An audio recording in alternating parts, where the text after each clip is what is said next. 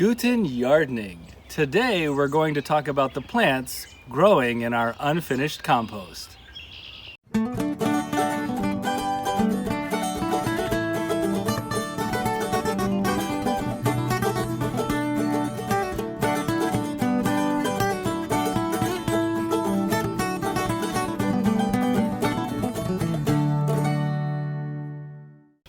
In one of our previous videos, we introduced compost as a key supplement in our garden.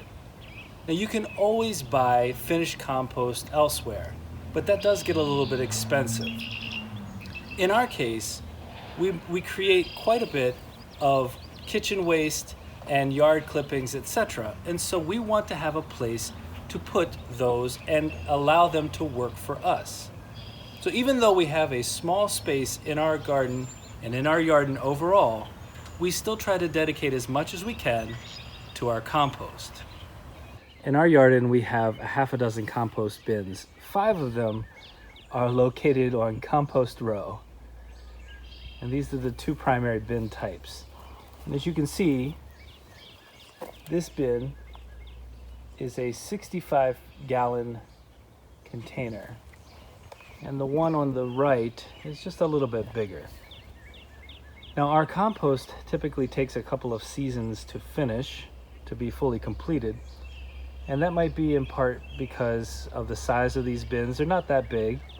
And also because we're not really as careful about the ratio of green and brown elements going into the bins as some might be. Now before I get into the main content of this video, I should tell you that we're simply sharing our experience here and what's worked for us. These are nutrient-dense bins, and they provide us with another small garden planting area. And this might be somewhat unconventional, but as we've stressed in these videos, you're the gardener. You have creative freedom to do whatever you want and whatever works for you. I'll also say that we don't plant any root crops here because we don't want to eat something growing directly down in the compost. We are planting in our partially finished compost bins because we stumbled upon an abundance last season. An abundance of butternut squash. As you can see from these pictures, these butternut squash accounted for, and these were volunteer plants, over 80% of our total 120-pound butternut squash harvest. Now with that degree of success from a volunteer plant, a plant that we did not intentionally mean to come out of our compost, we decided to see if any other plants would perform just as well. In addition to the squash that was growing last year, we also had some tomato plants, and they performed and really outperformed the plants in our main garden. And so with squash and tomato plants performing so well, we wanted to see what we could intentionally plant this year. We haven't been disappointed in the least. Look at these vegetables. Our summer squash, which we just harvested a couple days ago, already has 2 nice-sized fruit for us to take. Our eggplant has several blossoms on it. The color is so beautiful.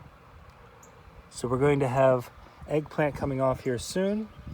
Our pepper plant has multiple peppers on it of varying sizes. So we can expect to have peppers soon as well. And we also planted a marigold to help with pest management. This bin is full to overflowing with the vegetables that we planted at the same time as we planted everything else in our main garden. In our second bin, we have some cucumber, and these weren't planted that long ago. We have a zucchini, And we have an experiment. In addition to just the experiment of growing into these partially finished compost bins, we also this year planted chickpeas for the first time. And we'll walk you through that process in a later video, but these grow so quickly. And we had no idea going into it what that growth pattern would look like. The last intentionally planted vegetable is a butternut squash. After last year's success, we had to see that repeated again. Now, I skipped over 2 of the bins. One of those bins I skipped over because it has just mainly grass clippings on top and we haven't planted anything there. But in this bin, we threw out some chickpeas and they came up. And we also got a beautiful volunteer tomato plant and some sort of pepper. And we don't really know what pepper that's going to be, but that's part of the excitement of allowing some of these volunteer seeds to come up. This was just a quick, fun video to remind you that you don't have to limit yourself to one growing medium.